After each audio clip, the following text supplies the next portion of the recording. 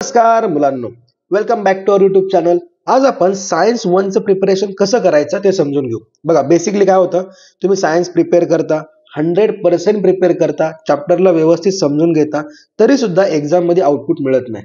बरोबर, common question आहे तुमचा. आणि प्लस बोर्ड आपला 21 फेब्रुवारीला आहे, म्हणजे खूप कमी दिवस राहिलेत. आणि प्रिपरेशन व्यवस्थित केलं तर मार्क चांगले मिळतील. तर या व्हिडिओमध्ये काय काय बघणार आहोत ते समजून घ्या. आपण कुठं चुकतो ते समजून घेऊ, त्यानंतर नवीन प्रिपरेशन प्लॅन कसा करायचा ते समजून घेता येईल, आणि प्रत्येक चॅप्टर मधले कुठले पॉइंट्स इम्पॉर्टंट आहेत आणि कुठल्या पॉइंटला किती वेळ द्यायचा सगळं ह्या व्हिडिओमध्ये तुम्हाला समजून येईल. सो व्हिडिओ एंडिंग पर्यंत नक्की बघा. चलो आता स्टार्ट करूया. सायन्स 1 चं प्रिपरेशन करताना तुम्ही नक्की कुठली मेथड वापरता ते समजून घ्या. सुरुवातीला चॅप्टर प्रॉपरली रीड करता, त्यानंतर मी दिलेले इम्पॉर्टंट क्वेश्चन्स पॉइंट व्यवस्थित प्रिपेअर करता, लेसनच्या खालचे क्वेश्चन्स आन्सर व्यवस्थित प्रिपेअर करता. इथं स्पेलिंग जरा चुकलंय, इथं डबल एस पाहिजे होता. ठीक आहे. त्यानंतर PYQs प्रिपेअर करता. मान्य आहे. चलो, हे सगळं केलं आणि तुम्हाला असं वाटतं की एक्झामसाठी आता आपण 100% फुल्ली प्रिपेअर आहोत. बरोबर, नक्की तुम्ही एक्झामला जाता. एक्झामला गेल्यानंतर एक क्वेश्चन असा असतो जो आपल्याला येतोय, आपण रीड केलाय, समजून घेतलाय, परंतु लिहिता येत नाही. आता एक्झाम्पल बघा, एक्सप्लेन डोबेराइन ट्राइड्स विथ एक्झाम्पल.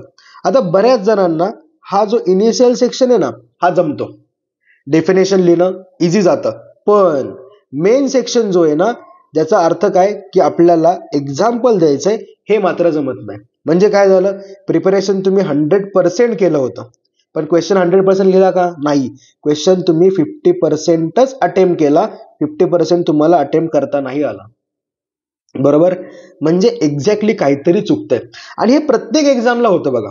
प्रत्येक एक्झामला तुम्ही जाता, 100% तुम्हाला वाटतं तुम्ही प्रिपेअर आहात, एक्झामला जाता परंतु तुम्ही 80%च लिहू शकता, मग रिझल्ट येतो 50%. म्हणजे झालं काय, तुम्ही हुशार आहात मान्य आहे, परंतु आउटपुट तर एवढं आणत नाही ना, म्हणजे चुकतोय आपण. कळलं नक्की? आता ही जी प्रोसेस आहे ना, ह्याच्यामध्ये पहिली स्टेपच मिसिंग आहे. जी मेन स्टेप आहे ना, ती स्टेप मिसिंग आहे. कुठली ती सांगतो, रिलॅक्स राहा. आता ह्याच्यामुळं आपल्याला काय काय गोष्टींना फेस करावं लागतं, जे तुम्हाला मी आता सांगितलंच, की क्वेश्चन प्रॉपरली समजत नाही, कुठला आहे कुठला नाहीये अजिबात कळत नाही, सिक्वेन्स मेंटेन होत नाही, त्यामुळे आन्सर लिहिता येत नाही, ॲक्युरसी आन्सरची कमी राहते आणि मार्क सुद्धा कमी मिळतात. आता तुम्ही नक्कीच चूक कुठं केली बघा. तुम्ही काय केलं, चॅप्टरला प्रिपेअर केलं. बरोबर, पण चॅप्टरला प्रिपेअर करायचंय का आपल्याला? नाही. आपल्याला काय करायचंय, आपल्याला करायचंय टॉपिकला प्रिपेअर. आपल्याला चॅप्टर इम्पॉर्टंट नाहीये, टॉपिक इम्पॉर्टंट आहे. जर टॉपिक आपला व्यवस्थित प्रिपेअर झाला तर आपण म्हणू शकतो की आपला चॅप्टर प्रिपेअर झाला. म्हणजे आपल्याला फोकस चॅप्टरवर नाही ठेवायचा, आपला मेजर फोकस हा टॉपिकवर पाहिजे. जर टॉपिक व्यवस्थित असेल तर व्यवस्थित होईल. मग एक्झाम मध्ये असंच होतं. बरोबर, करून सुद्धा अपयश आपल्या पदरी येतं. बरोबर. चलो, आता तुम्हाला मस्त प्लॅन सांगतो. ज्या तुम्ही ह्या स्टेप्स फॉलो करत होता ना, त्याच्यामधली सगळ्यात महत्वाची स्टेप म्हणजे स्टेप नंबर 1. काय स्टेप नंबर 1? तर चॅप्टरला डिवाइड करा. आता बोर्डने एकदम सिंपल काम केलेलं आहे, पण तुम्हाला ते समजत नाहीये, तेच तुम्हाला समजून सांगतो. हा चॅप्टर 2 आहे. प्रत्येक पेजेस व्यवस्थित स्क्रीनशॉट करून मांडलेत. 1 2 3 4 5 6 7 8 9 10 11 12 टोटल 12 पेजेस आहेत. 12 पेजेसला कसं बोर्डाने डिवाइड केलंय ते आधी समजून घ्या. बघा, सुरुवातीला पिरियॉडिक क्लासिफिकेशन ऑफ एलिमेंट मध्ये तुम्हाला काही सायंटिस्टची नावं आहेत, जसं डोबेराइन ट्राइड्स, त्यानंतर न्यूलँड ऑक्टेव्स, त्यानंतर मेंडेलिव्स पिरियॉडिक टेबल, आणि नंतर मेरिट्स आणि डिमेरिट्स. सुरुवातीचे जे सायंटिस्ट होते 2 जण, त्यांचे सुद्धा लिमिटेशन्स दिलेले आहेत. म्हणजे थोडक्यात काय, ह्याला आपण सेक्शन 1 बोलू शकतो. म्हणजे हा काय झाला आपला सेक्शन 1. काय करायचं आपल्याला, जे सायंटिस्ट होते त्यांचे लॉज, नंतर लिमिटेशन्स, हे आपल्याला समजून घ्यायचं. झालं, पहिला सेक्शन समजला. आता साधं सिंपल विचार करा ना, तुम्ही जर सेक्शन घेतला, सेक्शन मध्ये काय आहे हे तुम्हाला समजलं, त्या सेक्शनचे तुम्ही PYQs केले, त्या सेक्शनचे लेसनच्या खालचे जे काही क्वेश्चन आन्सर्स होते ते प्रिपेअर केले, तर तुमचं काम सोपं झालं ना. म्हणजे सेक्शन झाला, सेक्शन मधले PYQs झाले, धड्याखालचे क्वेश्चन आन्सर झाले, प्लस सेक्शन मधल्या इम्पॉर्टंट गोष्टी. आता इम्पॉर्टंट गोष्ट काय, तर हा पूर्ण टेबल इम्पॉर्टंट आहे. बरोबर. प्लस मेंडेलिव्ह मध्ये काही मेरिट्स आहेत, काही डिमेरिट्स आहेत. प्रत्येक मेरिट डिमेरिट व्यवस्थित होत आहे, म्हणजे सेक्शन पूर्ण झाला याचाच अर्थ तुमचे पहिले 4 ते 5 पेजेस पक्के झाले. कळलं. आता सेकंड सेक्शन काय सांगतो नीट बघा. हायलाइटर चेंज करतो जरा. मॉडर्न पिरियॉडिक लॉ, नंतर टेबलचं स्ट्रक्चर दिलंय, बरोबर. आणि ह्या ठिकाणी तुम्हाला इलेक्ट्रॉनिक कॉन्फिगरेशन कसं चेंज होतं ते मेन्शन केलंय. म्हणजे हा आपला सेक्शन 2 झाला, बरोबर. सेक्शन 2 मध्ये आपण काय बोलू शकतो की जो चॅप्टर आहे आपला पिरियॉडिक टेबल म्हणून, तो पिरियॉडिक टेबलच आपल्याला प्रिपेअर करायचा, बरोबर. हा झाला आपला सेक्शन क्रमांक 2. म्हणजे किती पेजेस आले तर 1 पेज, दुसरं पेज आणि हे तिसरं पेज झालं. क्लिअर. सुरुवातीच्या सेक्शन मध्ये किती पेजेस होते? 1 2 3 4 आणि हे 5 पेजेस. 5 पेज एक सेक्शन पक्का, त्या सेक्शनचे PYQ पक्के, लेसनच्या खालचे क्वेश्चन आन्सर पक्के. चलो पुस्तक क्लोज. एका दिवशी एवढंच करायचं. दुसऱ्या दिवशी सेक्शन 2 घ्यायचा, पिरियॉडिक टेबल बघायचा आहे, 1 2 3 पेजेस, ह्याच्या व्यतिरिक्त जास्त बघायचं नाही. सेम प्रोसेस तीच राहणार. 3 पेजेस रीड करायचे, नंतर PYQs करायचे, लेसनच्या खालचे क्वेश्चन आन्सर करायचे. डन. दुसऱ्या दिवशी म्हणजे तिसरा दिवस आला. आता तिसऱ्या दिवशी बघा पुढे काय दिलंय, पिरियड्स अँड इलेक्ट्रॉनिक कॉन्फिगरेशन, बरोबर. नंतर या ठिकाणी ग्रुप आणि इलेक्ट्रॉनिक कॉन्फिगरेशन, आणि ह्या दोघांच्याच बेसवरती मॉडर्न पिरियॉडिक टेबलचे स्पेसिफिकेशन्स आहेत पुढं. म्हणजेच कसं की valency, atomic size, metal, non metallic characteristic, ह्या सगळ्या गोष्टी त्यांनी पुढे मेन्शन केल्यात. म्हणजे ह्याला आपण सेक्शन 3 बोलू शकतो. बघा हा काय झाला आपला सेक्शन 3. सेक्शन 3 ह्याच्यामध्ये बेसिकली आपण काय करतोय तर स्पेसिफिकेशन्स बघतोय.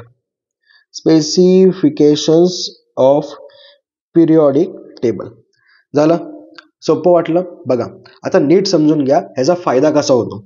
ज्या वेळेला तुम्ही सेक्शन वाईज प्रिपेअर करता, नीट बघा, सेक्शन वाईज ज्यावेळेस तुम्ही प्रिपेअर करता त्यावेळेस सगळ्यात पहिली गोष्ट, तुम्ही चॅप्टरला प्रिपेअर नाही करत आहात, तुम्ही सेक्शन्स बघत आहात. सेक्शन मध्ये तुम्ही त्याचे क्वेश्चन आन्सर प्रिपेअर करताय, सेक्शन वाईज तुम्ही PYQ प्रिपेअर करताय, सेक्शन वाईज तुम्हाला इम्पॉर्टंट जे काही वर्ड्स आहेत ते डोक्यात राहतात, ते सेक्शन वाईज जर काही एक्झाम्पल्स वगैरे असतील तर ते डोक्यात राहतात. ते म्हणजे एक्झामला जर आपल्याला क्वेश्चन आला तर आपल्याला इझिली समजून येईल की चॅप्टर कुठला आहे. बघा सुरुवातीला तुम्हाला चॅप्टर समजून येईल, त्यानंतर त्या चॅप्टर मधला कुठला सेक्शन आहे हे समजून येईल, मग त्या सेक्शनचे टॉपिक कुठले ते समजून येईल. टॉपिक नंतर क्वेश्चन मध्ये आन्सर लिहिण्यासाठी इम्पॉर्टंट कुठले वर्ड्स आहेत हे इझिली क्लिअर होईल. कळलं का. म्हणजे बघा अगोदर तुम्ही काय करत होतात, चॅप्टर करत होतात, परंतु आता चॅप्टर प्रिपेअर करण्यासोबत चॅप्टर समजून घेतलाय, चॅप्टरचे सेक्शन्स प्रिपेअर झाले, सेक्शन मध्ये टॉपिक कुठले ते समजले, त्या टॉपिक मध्ये इम्पॉर्टंट काय होतं हे सुद्धा समजलं. कळलं. आता प्लस एवढा मोठा चॅप्टर होता, आपण 3 सेक्शन मध्ये डिवाइड केला, म्हणजे इझी टू प्रिपेअर झाला, बरोबर. टाइम सुद्धा कमी लागला. शिवाय जे काही मेंटल ट्रेस येतो ना की चॅप्टर मोठा आहे, कसं करू काय करू, अजिबात लोड नाही घ्यायचा. सेक्शन ठरलाय ना, प्रत्येक दिवशी एक एक सेक्शन प्रिपेअर करायचा, आराम के साथ चॅप्टर आणि सिलेबस सुद्धा पूर्ण होऊन जातो. त्यानंतर मोठे चॅप्टर छोटे दिसतात. हा मोठाच होता की नाही, झाला की नाही छोटा. नंतर मेमराईज पॉवर वाढते, लर्निंगची कॅपॅसिटी वाढते आणि आन्सर प्रॉपरली एक्झाम मध्ये राईट करता येतं. म्हणजे बघा तुम्ही अगोदर ज्या स्टेप्स फॉलो केल्या होत्या ना, त्या स्टेप मध्ये हीच पहिली चूक होती. तुम्ही चॅप्टरला प्रिपेअर केलं, चॅप्टर इम्पॉर्टंट नाहीये, चॅप्टरच्या आतले टॉपिक इम्पॉर्टंट आहेत. तुम्हाला क्वेश्चन असा पडतो का की चॅप्टर 2चं नाव लिहा, पडतो का? नाही पडत ना. आपल्याला क्वेश्चन कसा पडतो, चॅप्टर मधल्या टॉपिक वरती क्वेश्चन पडतो, बरोबर. म्हणजे आपल्यासाठी काय इम्पॉर्टंट आहे तर टॉपिक इम्पॉर्टंट आहे, चॅप्टर इम्पॉर्टंट नाहीये.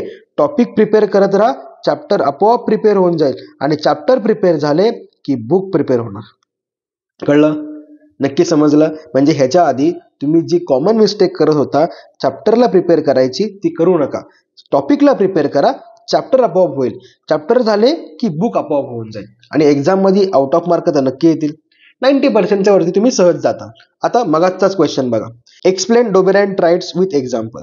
जर मी सांगितलं त्या पद्धतीने तुम्ही प्रिपेअर केलं असेल तर तुमचा माइंडसेट एक्झाम मध्ये कसा राहील. क्वेश्चन रीड केला, रीड केल्या तुम्हाला चॅप्टरचा नंबर आठवला. काय आठवला की चॅप्टर 2 मधला हा क्वेश्चन आहे. चलो चॅप्टर 2 मधला कुठला सेक्शन येतोय तर सेक्शन येतोय माझा पहिलाच, ज्याच्यामध्ये मला 3 सायंटिस्ट बघायचे. ठीक आहे, 3 सायंटिस्ट मधला कुठला सायंटिस्ट हा? पहिलाच आहे, डोबेराईन पहिलाच आहे. ओके चलो, म्हणजे तुमच्या डोक्यामध्ये पुस्तकाचं पहिलं पेज इझिली दिसेल, तुम्हाला ते आठवेल सुद्धा. मग तुम्हाला रिअलाइज होईल, चलो पहिल्या पेज वरती काय होतं, तर बाबा मिडल सेक्शन मध्ये डोबेराईन बद्दल इन्फॉर्मेशन दिली होती आणि ना असं काहीतरी खाली एक टेबल होता, त्या टेबल मध्ये एक्झाम्पल दिले होते. बरोबर. आता साधा सिंपल विचार करा, एक्झाम मध्ये तुम्हाला चॅप्टर आठवतोय, सेक्शन आठवतंय, सेक्शन मधला टॉपिक आठवतंय, टॉपिक मधला टेबल आठवतंय, मग एक्झाम्पल का नाही आठवणार? आठवलंच ना. म्हणून म्हणतो अशा पद्धतीने प्रिपेअर करा. समजलं नक्की? आता चॅप्टर मध्ये इन्फॉर्मेशन बघूया. बघा, पहिला चॅप्टर ग्रॅव्हिटेशन, काय काय महत्वाचं आहे ते बघा. आधी सुरुवातीला introduction page, circular motion, centripetal flows, Kepler's law, म्हणजे न्यूटनच्या आधी, ग्रॅव्हिटेशन होण्या अगोदर न्यूटनने कुठल्या कुठल्या गोष्टींचा आधार घेतला तो पार्ट आला. त्यानंतर न्यूटनचा लॉ, अर्थ ग्रॅव्हिटेशनल फोर्स, नंतर ऍक्सेलरेशन ड्यू टू ग्रॅव्हिटी, जीची व्हॅल्यू कशी व्हॅरी होती, असे काही टॉपिक्स आहेत. आता प्रत्येक टॉपिकसाठी तुम्ही 1 आवर दिला तरी हा चॅप्टर होऊ शकतो. म्हणजे इमॅजिन करा, आज 1 आवर घेतला मॉर्निंगला, आफ्टरनूनला 1 आवर घेतला, इव्हिनिंगला 1 आवर घेतला. ज्या वेळेस सुट्टी असेल त्या दिवशीचं बोलतोय, सुट्टी नसेल त्या दिवशी सकाळी 1 तास करा आणि संध्याकाळी 1 तास करा. 2 टॉपिक तर सहज होतील. बरोबर. म्हणजे ऑन अन ॲव्हरेज एक चॅप्टर आपण 3 दिवसात प्रिपेअर करतोय. बरोबर, इझी वाला. आता जर मोठा चॅप्टर असेल, जसं हा चॅप्टर आहे, नाही वाटलं टाइम जास्त द्यायचा आपल्याला, 1.5 आवर्स द्यायचा, मान्य आहे, चलो 3 दिवसाचे 4 दिवस झाले. म्हणजे ऑन अन ॲव्हरेज असं पकडू आपण की 4 दिवस आपल्याला लागणार आहेत. आता अजून कुठले कुठले मोठे चॅप्टर्स आहेत, तर इफेक्ट्स ऑफ इलेक्ट्रिक करंट, त्यानंतर लेन्सेस, मेटलर्जी आणि कार्बन कंपाऊंड, हे जे इम्पॉर्टंट टॉपिक्स दिलेत. वेट करा, तुम्हाला स्क्रीनशॉट काढायला मी टाइम देतो. आता हे चॅप्टर्स असं अज्युम करा की एका चॅप्टरला तुम्हाला 4 दिवस लागले. 4 × 10 40, म्हणजे 40 दिवसामध्ये सेक्शन वाईज तुम्ही प्रिपेअर जर केलं तर पूर्ण S1 होतोय तुमचा. आणि एक्झामला तर 40 पेक्षा जास्त दिवस आहेत ना, मग तुम्ही प्रिपेअर करू शकता नक्की. चलो, आता या पेजचा पटकन स्क्रीनशॉट घ्या, म्हणजे तुम्हाला प्रिपरेशन व्यवस्थित करता येईल. घेतला? चलो नेक्स्ट पेज बघा. इम्पॉर्टंट टॉपिक्स नीट समजून घ्या, किती टाइम दिलाय त्या सुद्धा गोष्टी नीट बघा. घेतला स्क्रीनशॉट? घेतला. आणि अजूनपर्यंत जर तुम्ही चॅनलला लाईक नसेल केलं, सबस्क्राईब नसेल केलं तर पटकन करा.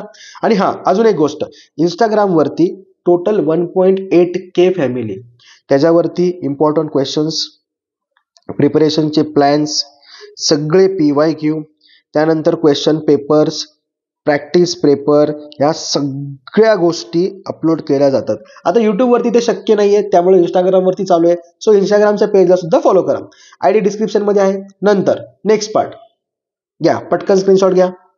घेतला? आणि लक्षात ठेवा कुठले कुठले चॅप्टर्स इम्पॉर्टंट आहेत ते सुद्धा समजून सांगतो. आता सुरुवातीला इम्पॉर्टंट चॅप्टर येतो सेकंड वाला.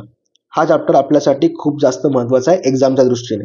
त्यानंतर चॅप्टर येणार इफेक्ट ऑफ इलेक्ट्रिक करंट, त्यानंतर रिफ्रॅक्शन ऑफ लाईट. छोटा आहे पण इम्पॉर्टंट आहे, कारण 2 ते 3 कन्सेप्ट त्यात खूप जास्त महत्वाचे आहेत, जसं की ट्विंकलिंग ऑफ स्टार, त्याच्यानंतर dispersion of light, partial total internal reflection, या गोष्टी महत्वाच्या आहेत. त्यानंतर चॅप्टर नंबर 7, चॅप्टर नंबर 8 आणि चॅप्टर नंबर 9 खूप जास्त महत्वाचे आहेत. आता मी चॅप्टर नंबर 10चं तुम्हाला सेक्शन वाईज प्रिपरेशन नाही दिला, पण तुम्ही करू शकता. बरोबर. चलो, इथपर्यंत व्हिडिओ बघितला असेल, व्हिडिओला लाईक करा, चॅनलला सबस्क्राईब करा. आणि जर तुम्हाला S2 चा प्रिपरेशन प्लॅन हवा असेल तर कमेंट बॉक्समध्ये नक्की सांगा. बाकी व्हिडिओ कसा वाटला कमेंटमध्ये नक्की सांगा. Bye bye.